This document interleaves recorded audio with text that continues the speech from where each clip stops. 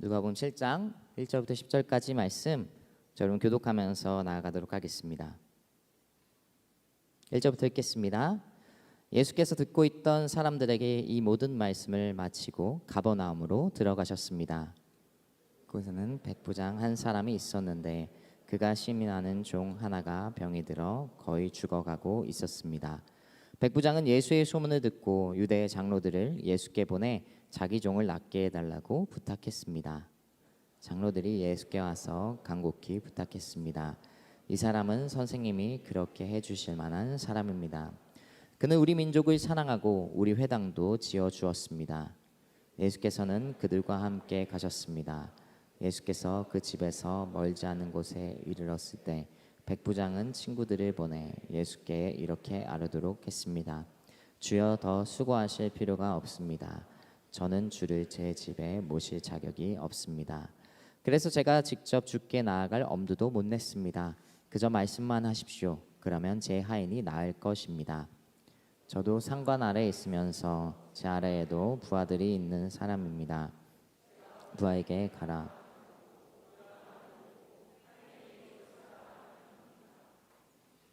예수께서는 이 말을 듣고 백부장을 놀랍게 여겨 돌아서서 따라오던 사람들에게 말씀하셨습니다. 내가 너에게 말한다. 이스라엘에서도 이렇게 큰 믿음을 본 적이 없다. 백부장이 보냈던 사람들이 그 종이 벌써 나아 있었습니다. 아멘. 우리 말씀 가지고 믿음으로 기도하는 제목으로 최대영 목사님께서 말씀 선포해 주겠습니다. 오늘도 귀한 예배 가운데 오신 분들을 환영하고 축복합니다. 우리 다시 한번 스스로를 향해서 그렇게 한번 선포하겠습니다. 나는 기도하는 사람입니다.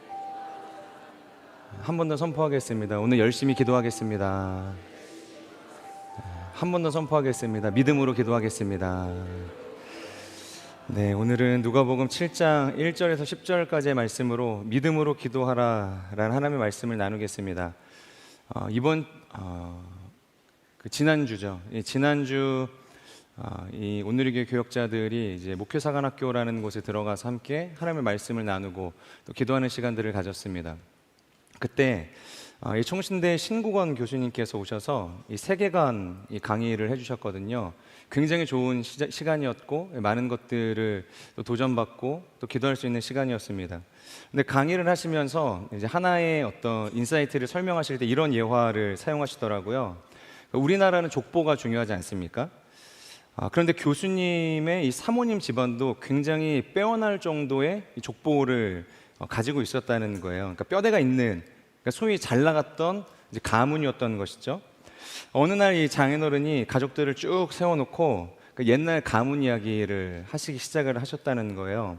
근데 그날은 날씨도 너무 추워서 다들 그냥 있는 것만으로 너무 힘드셨다고 합니다. 근데 장인어른이 이 가문의 역사를 이야기하는데 이 만주벌판에서 말 타고 전쟁하던 이야기를 하기 시작을 하니까 이 체감 온도가 더 내려가는 느낌이었다고 하시는 거예요. 그리고 속으로는 야, 도대체 이 이야기는 언제 끝나나 이제 그런 생각을 하신 거죠. 근데 옆을 보니까 이 처남, 그러니까 그쪽 핏줄인 거죠. 처남은 너무 열심히 그 이야기를 듣고 있더라는 거예요.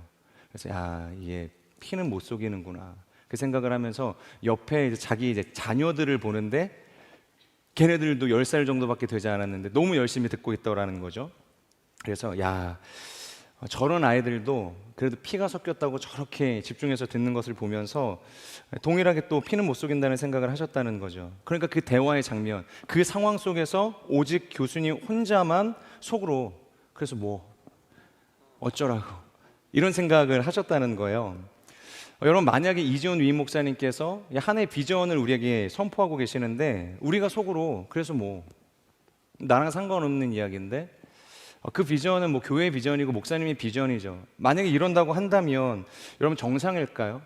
우리가 예수 그리스도의 몸된 교회로 또 이지훈 위임 목사님과 함께 한 교회를 이루어가는 지체로 부르심을 받았는데 그런 태도로 이 말씀 앞에 설 수는 없는 것이죠. 성경을 보면 족보의 이야기를 하죠. 그리고 그 인물들의 살아온 스토리를 이야기합니다. 우리가 소위 믿음장이라고 이야기하는 히브리서는 한 장 전체를 할애해서 그 믿음의 발자취를 서술하고 있죠. 그때 우리가 이 장면을 보면서 어떤 태도로 읽어야 할까요? 그래서 뭐 어쩌라고 이런 반응이라면 곤란하겠죠. 그렇게 이야기할 수 없는 것입니다. 이때 우리가 가져야 할 태도가 있다면, 하나님께서 굳이 이 한 장을 할애해서 우리에게 이 믿음의 족보를 보여주신 이유라고 한다면, 그것은 남의 이야기가 아니라 나의 이야기로 받을 수 있어야겠죠. 그리고 앞으로 내가 살아갈 이야기로 써내려갈 수 있어야 한다는 것입니다. 그런데 또 중요한 것이 있습니다. 여러분, 우리 인간의 족보가 아무리 가까운 이웃이라도 피를 나누지 않는다고 한다면 그 족보 안에 들어올 수 있겠습니까? 아무리 가까운 이웃이어도 피를 나누지 못한다면 그 족보 안에 기록될 수는 없는 것이죠. 하지만 히브리 기자가 기록한 이 믿음의 족보는 어떠냐? 거기에는 라합이라는 여인이 있다는 것입니다. 곧 진멸해야 할 가나안에 머물고 있었던 어떻게 보면 적국의 여인이었죠. 그리고 심지어 몸을 파는 기생 아니었습니까? 그런 그 여인의 이름이 성경 믿음의 족보 가운데, 이스라엘 민족의 족보 가운데 기록이 되었다는 것입니다. 수많은 이스라엘의 왕들과 이 예언자들의 이름을 스킵하면서까지 굳이 그 라합이라는 여인의 이름을 기록했다는 것이죠. 히브리서 11장 32절의 말씀을 같이 한번 읽어볼까요? 시작. 내가 무슨 말을 더 하겠습니까? 기드온, 바락, 삼손, 입다, 다윗, 그리고 사무엘과 예언자들에 대해 이야기하자면 시간이 모자랄 것입니다. 이후에도 성경에 수많은 위대한 위인들이 있지 않겠습니까? 신앙의 인물들이 있지 않겠습니까? 근데 더 이야기하기 힘들다는 거. 이미 라합은 이전에 이미 언급이 되었습니다. 그나마 왕으로는 다윗이고 선지자로는 사무엘만 대표적으로 언급이 될 뿐이라는 거죠. 나머지는 다 스킵이 되는 것입니다. 그렇다고 한다면 이것은 무엇을 의미할까요? 무엇을 우리에게 전하길 원하는 메시지일까요? 바로 라합이라는 한 사람을 통해 믿음으로 살아간다는 것, 그것이 하나님 나라 백성의 정체성이고 그것을 붙들고 우리가 살아야 할 삶의 원리라는 것입니다. 신앙의 원리라는 것이죠. 그저 피를 나눠 가졌기 때문에 하나의 민족이 아니라 하나님을 향한 믿음을 우리가 함께 나누어 가졌기에 하나님의 족보 가운데서 우리의 이름이 기록되어질 수 있다는 것입니다. 그런 의미에서 여러분, 믿음이라는 것은 우리를 살게 하는, 우리의 신앙을 움직이는 심장과도 같은 것이겠죠. 그렇기 때문에 설교를 들을 때에도 여러분 믿음이 필요하겠죠. 찬양을 우리가 할 때에도 믿음이 필요한 것이고, 기도를 할 때에도 우리가 믿음으로 기도해야 하는 것입니다. 그러니까 무엇을 하든지 믿음으로 기도하느냐, 그것이 중요한 것이죠. 무엇을 행하느냐보다 우리에게 믿음이 있는가, 믿음으로 행하느냐, 그것이 더 중요하다는 것입니다. 자, 그렇다면 이토록 중요한 믿음에 대해서 제가 말씀을 드렸습니다. 하나님 나라의 백성으로 반드시 있어야 할 이 믿음에 대해서 이야기했는데, 이 믿음이 뭐냐는 것이죠. 우리가 믿음으로 기도해야지. 동의하시죠, 모두? 그냥 기도하시는 분은 없을 거라는 생각이 듭니다. 다 믿음으로 간절하게 기도할 텐데, 그렇다면 그 믿음으로 기도한다 해서 믿음은 뭐냐는 것이죠. 오늘 우리가 나눌 본문은 그 질문에 대해 아주 구체적인 답을 하고 있습니다. 믿음은 머릿속에만 이 반짝이는 개념이 아니라 기도의 방식을 통해서 우리에게 구차되어진 모습으로 보여주고 있다는 것이죠. 그래서 두 가지를 함께 나누기를 원하는데, 첫 번째는 우리 같이 한번 읽어볼까요? 시작.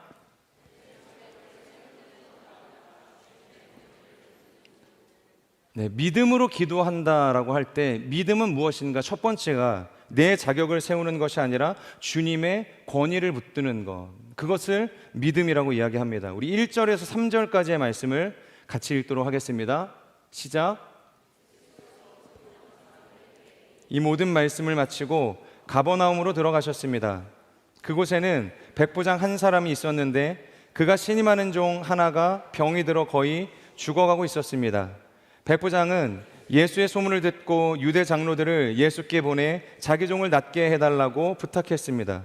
자, 본문을 보면 백부장이 예수님께 나아오는 방식이 조금 특이합니다. 뭐가 특이할까요?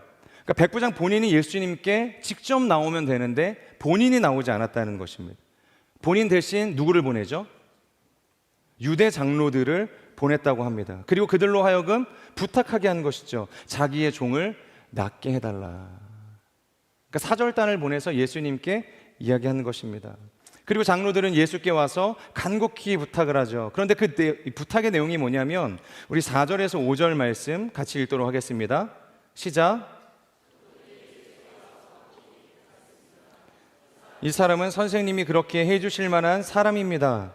그는 우리 민족을 사랑하고 우리 회당도 지어주었습니다. 자, 예수께 나온 유대 장로들이 뭐라고 이야기합니까? 그러니까 백부장이 어떤 사람인지에 대해서 굉장히 구구절절, 그러니까 디테일하게 설명하기 시작을 하는 것이죠. 그는 예수님께서 은혜를 베풀어 주실 만한 사람이라는 것이죠. 그는 우리 민족을 사랑했고 우리를 위해서 무엇까지 지어주었다고 합니까? 회당을 지어주었다. 여러분, 장로들의 말은 일견 틀린 것이 하나도 없죠. 그러니까 사실에 근거해서 이야기를 하는 것입니다. 백부장은 성경의 표현대로 유대인들을 위한 아마 남다른 마음이 있었을 것입니다. 그리고 실제로 그들을 사랑했기 때문에 회당을 지어주었을 거라는 것이죠. 자, 그런데 문제가 뭐냐면 지금 주님께 나아갈 때 우리에게 있어야 할 기도는 그 사실이 아니라 뭘까요? 주님이 우리에게 기대하시는 것은 무엇일까요? 지금 장로들은 예수님 앞에서 이 백부장의 자격에 대해서 이야기하고 있거든요. 그가 우리에게 행한 공로에 대해서 언급하고 있죠. 선행에 대해서 이야기합니다. 그러니까 결정적으로 이러한 것들을 우리가 종합해 볼 때 이 백부장은 어떤 사람이라는 겁니까? 예수님께서 치유를 베풀어 주실 만한 사람이라는 것입니다. 그러니까 백부장의 종은 고쳐주셔야 된다는 이야기를 하는 것입니다. 여러분, 우리의 기도도 종종 이런 방향으로 흘러가지 않습니까? 우리의 기도가 어느 순간부터 하나님과 우리 사이의 관계보다는 하나님 앞에 우리 자신이 어떠한 삶을 살았는지, 우리가 어떠한 모습으로 하나님 앞에 서 있는지에 대한 심사가 될 때가 있다는 것이죠. 더 나아가서 하나님께서 우리의 아버지라는 우리의 신앙의 의식보다는 하나님께서는 우리의 삶을 평가하는 평가자처럼 느껴지는 순간이 온다는 것입니다. 이것이 장로들이 예수님 앞에 섰던 모습이었다는 것이죠. 그런데 백부장은 그들과 같은 길로 가지 않았다. 6절의 말씀 우리 같이 한번 볼까요? 6절입니다. 시작. 그들과 함께 가셨습니다.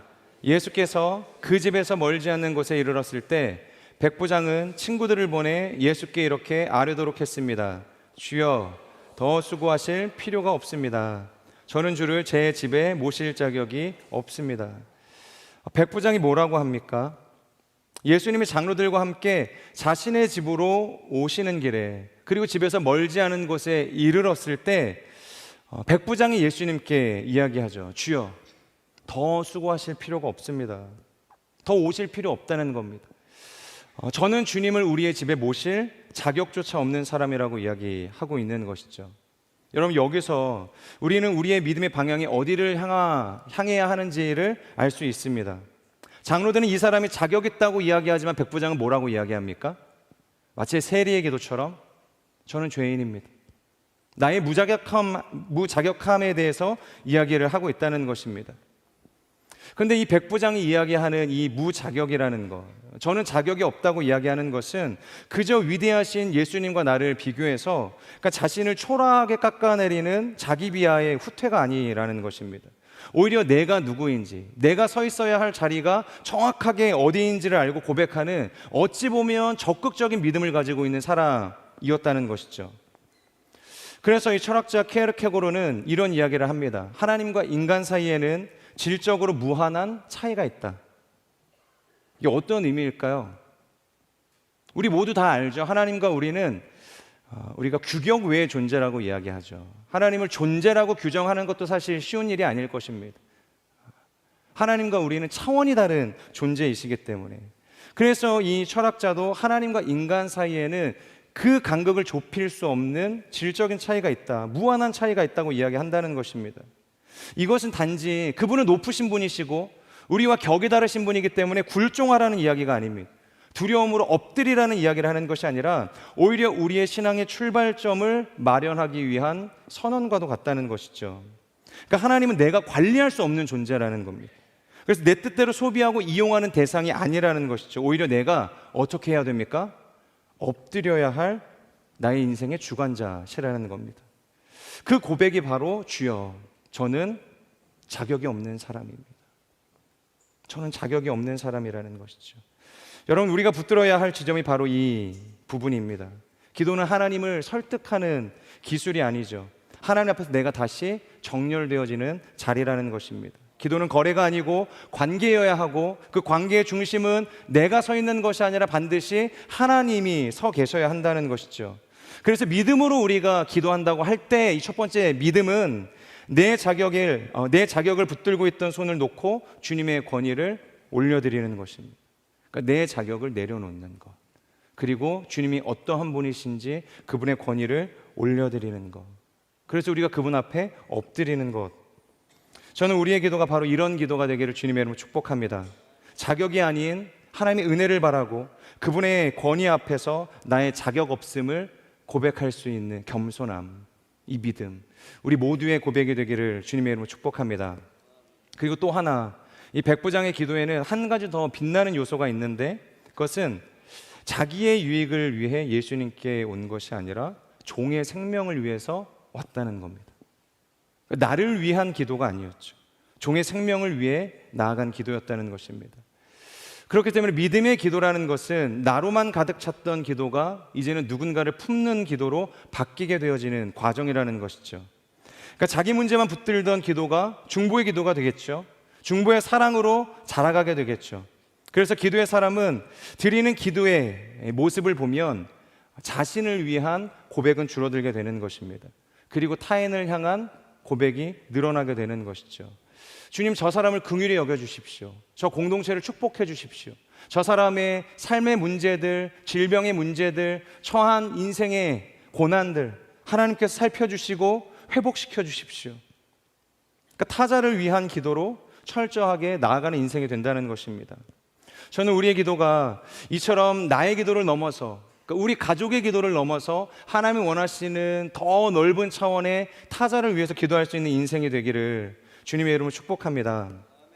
두 번째, 그러니까 믿음으로 기도한다는 것은 현실의 벽을 계산하는 기도가 아니라 뭡니까? 말씀의 한마디의 권세를 신뢰하는 것입니다. 우리 같이 한 번 더 읽어보도록 하겠습니다. 시작.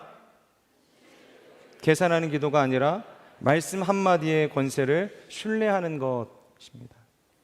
7절의 말씀 우리 같이 읽겠습니다. 시작. 그래서 제가 직접 죽기에 나아갈 엄두도 못 냈습니다. 그저 말씀만 하십시오. 그러면 제 하인이 나을 것입니다. 백부장이 예수님을 향해서 이야기하죠. 말씀만 하십시오. 그러면 제 하인이 나을 것입니다. 저는 오늘 본문을 묵상하면서 다시 한번 이 백부장의 믿음이 놀랍다는 생각이 들었습니다. 그리고 실제로 예수님도 이 백부장의 믿음이 놀랍다 여기시거든요. 여러분, 성경을 보면 예수님께서 놀라셨다라는 표현이 혹시 몇 번 나오는지 아십니까? 3번이요. 3번 아닙니다. 2번입니다. 2번.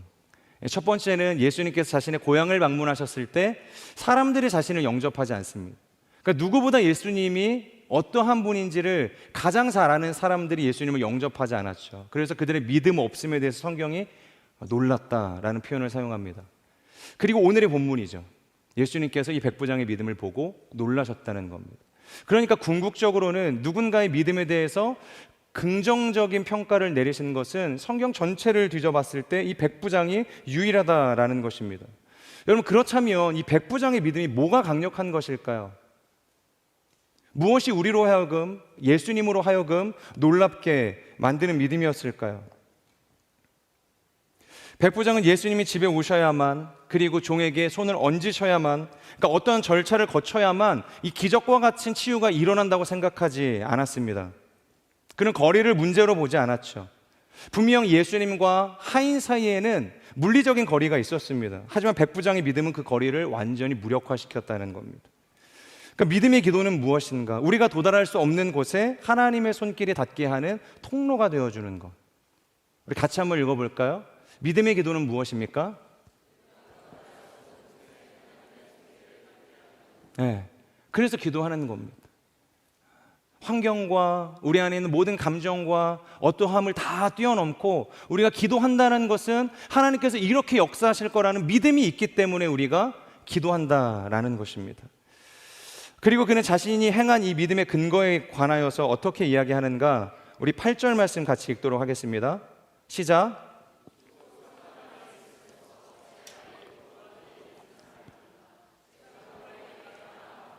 오라 하면 오고 하인에게 이것을 하라 하면 합니다. 여러분, 백부장은 권위가 어떻게 작용하는지 누구보다 잘 아는 사람이었죠.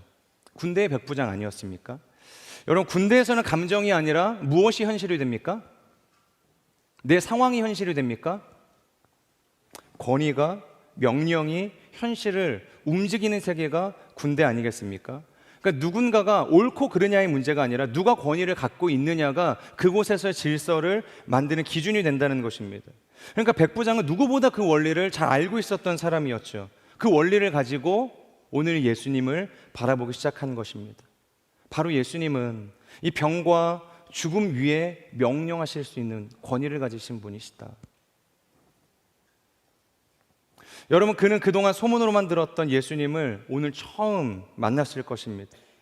일반적인 사람이라고 한다면 어떤 생각을 할까요? 한 번도 예수님을 본 적이 없습니다. 근데 오늘 예수님에 대한 소식을 들은 거예요. 그분이 우리 동네로 오고 계시는구나. 아마 여러 가지 생각들을 할 것입니다. 일반적인 사람이라고 한다면 예수님께서 행하셨던 그 기적 가운데 여러 가지 트릭이 있지 않을까? 뭔가 마술적인 요소가 있지 않을까? 그러니까 그분이 가진 능력을 굉장히 지극히 현실적인 방식으로 접근을 할 것이라는 것입니다. 근데 그는 본문을 보면 예수님의 능력을 마법도 아니고 사역적인 트릭도 아니고 현실적인 관점으로도 아니고 무엇으로 봅니까? 바로 모든 것을 다스리실 수 있는 능력으로, 권세로 보았다는 것입니다. 그렇기 때문에 여기서 우리는 믿음에 대해서 다시 정의할 필요가 있습니다. 믿음은 내 확신의 강도를 의미하는 것이 아니죠. 내가 얼마나 이것에 대한 확신이 있는가, 그 강력함으로 우리의 믿음을 판단하지 않는다는 것입니다. 믿음은 내 감정의 열기도 아니죠. 얼마나 뜨겁게 올라가는가, 뜨거워질 수 있는가, 타오르는가, 그것이 내 믿음을 평가하는 것이 아니라 믿음은 예수님의 말씀의 무게를 크게 보는 것이다. 오늘 그 이야기하고 있는 것입니다. 그래서 큰 믿음이라는 것은 주님, 내가 크게 믿었습니다, 진실로 제가 강력하게 믿었습니다가 아니고 주님의 말씀이 오늘 크게 보였습니다가 되어야 한다는 것입니다. 큰 믿음은 자기가시가 아니라 주님을 향한 경배가 되어야 하는 것이죠. 그 말씀이 오늘 내 영혼 가운데 깊은 울림으로, 큰 글씨로 각인이 되어져야 하는 것입니다. 여러분, 우리의 삶을 보면 얼마나 많은 것들로 우리의 삶의 가능성들을 판단하게 됩니까? 숫자와 조건과 확률과 이 타이밍과 우리가 빅데이터라고 이야기하는 순간 몇 초 뒤에, 몇 분 뒤의 세상을 위해서 우리가 그것을 붙들고서 삶을 의지하며 살아가고 있지 않습니까? 그러니까 의존하며 계산하는 것이 우리의 삶의 굳어진 시대를 살아가고 있다는 것입니다. 그래서 우리의 기도도 이와 같은 원리로 흘러가게 될 때가 많다는 거예요. 주님, 이거는 좀 현실적으로 어렵지 않겠습니까? 제가 리더십으로 지금 섬기기에는 좀 타이밍이 안 맞지 않으세요? 사실 몸이 좀 안 좋은데요. 여러 가지 우리의 현실적인 문제를 가지고 주님이 우리를 믿음으로 콜링하실 때 우리가 계산하지 않습니까? 그러니까 어느새 우리의 기도는 주님께 드리는 믿음의 고백이 아니라 현실 보고서가 된다는 것입니다. 나의 상황을 하나님 앞에 올려드리는 거예요. 그런데 백부장은 어떻습니까? 완전 반대죠. 기도를 보고서로 만들지 않았습니다. 그는 기도를 하나님 앞에 고백으로 드리는 사람이었다는 것입니다. 주님, 말씀만 하십시오. 여러분, 그가 현실을 모르는 사람이었을 가능성은 거의 없죠. 아마 누구보다 현실을 잘 알았던 사람이었을 것입니다. 그는 눈앞에 종이 거의 죽어가고 있음을 모르지 않았어요. 그에게 남은 시간이 없었고 절대적으로 위급한 순간이라는 것을 누구보다 잘 아는 사람이 아마 이 백부장이었을 것입니다. 하지만 그럼에도 불구하고 그는 현실의 벽을 세며 초조하게 예수님께 나아가지 않았다는 거예요. 대신에 주님의 말씀의 권세를 바라보며 주님 말씀하실 때까지 제가 잠잠히 기다리겠습니다, 주님의 응답을 기다리고 있었다는 것입니다. 여러분, 성경 전체가 이야기하는 것이 이것 아니겠습니까? 창세기가 어떻게 시작하죠? 오늘 반주가 갑자기 너무 빨리 나오죠? 열심히 기도하시라고 오늘, 오늘은 설교 듣는 시간이 아니라 여러분 믿음으로 기도하라고 반주가 빨리 나오는 것 같습니다. 창세기가 어떻게 시작하죠? 하나님의 말씀으로 시작하지 않습니까? 그분이 말씀으로 세상을 창조하시죠. 빛이 있으라 하심에 빛이 있더라. 말씀이 빛을 만드신 거죠. 예수님께서도 말씀으로 바다를 잠잠케 하시지 않습니까? 말씀으로 죽은 나사로를 나와라. 무덤 문이 열리고 죽었던 나사로가 살아서 나오지 않습니까? 말씀의 권세라는 것입니다. 그러니까 백부장의 고백은 세상 물정을 모르는 그냥 낙관론이 아니라 성경 전체를 관통하는 어찌 보면 복음적 세계관에 근거한 고백이었다는 것입니다. 환경이 주인이 아니라 오직 주님의 말씀만이 주인이 되는 세상 속에서 하나님께 나아가는 사람이 바로 이 백부장이었다는 것이죠. 누구보다 성경의 원리를 잘 알고 있었던 사람이었어요. 존 파이퍼 목사님은 설교 때 종종 이런 이야기를 하셨다고 해요. 하나님은 우리가 하나님을 가장 영광스럽게 가치 있게 여길 때 영광을 받으신다. 우리가 하나님을 가장 가치 있는 존재로 올려드릴 때 하나님은 영광을 받으신다는 거예요. 그러니까 여러분, 믿음으로 기도한다는 것이 무엇인가? 그것은 내 문제를 가장 크게 여기는 자리에서 내려와 뭘 하는 겁니까? 하나님을 가장 크게 여기는 자리로 올려드리는 거예요. 그래서 기도는 해결만을 목표로 하는 것이 아닙니다. 반드시 주님, 이 기도 들어주셔야죠. 하나님과 싸우는 씨름이 되어서는 안 됩니다. 기도는 하나님을 하나님 자리로 높이는 경배의 행위가 되어야 하는 것이죠. 그러면 여러분, 해결은 자연스럽게 따라오는 것입니다. 저는 우리의 기도가 현실의 벽을 세며 비관하는 인생이 아니라 말씀의 권세를 바라보며 믿음으로 기도하는 이 백부장의 믿음과 같기를 주님의 이름으로 축복합니다. 실제로 어떻습니까? 돌아갔더니 그 종의 병이 다 나았다. 성경이 그렇게 기록하지 않습니까? 자연스럽게 따라오는 것입니다.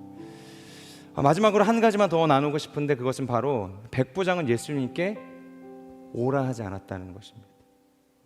쉽게 말해서 예수님을 자기의 필요의 도구로 이용하지 않았다는 거예요. 끌고 오지 않았다는 것입니다.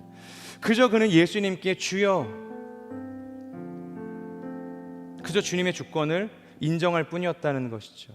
그리고 말씀하십시오. 그러니까 듣겠다는 이야기 아니겠습니까? 무엇을 이야기하든지 주님, 제가 듣겠습니다. 그러니까 여러분, 이것은 명령의 기도가 아니라 무슨 시간인 겁니까? 복종의 시간인 것입니다. 기도는 우리가 믿음을 갖고 명령하는 게 아니에요. 주님을 향해서 이렇게 해주십시오, 명령하는 시간이 아니라는 것입니다. 그분의 임재 앞에 복종하는 시간이라는 것이죠. 믿음으로 기도하는 사람은 하나님께 명령하지 않습니다. 지시하지 않아요. 하지만 하나님께 매달리면서 동시에 하나님께 굴복하는 거죠.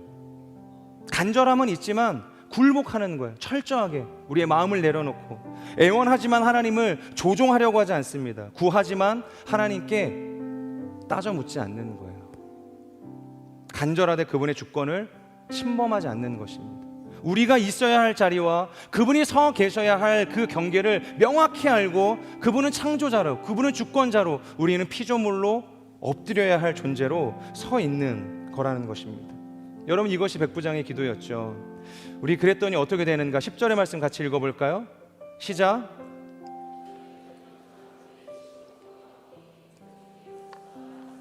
아멘. 너무 담백한 마무리 아닙니까? 예수님은 백부장의 집에 들어가지도 않으셨어요.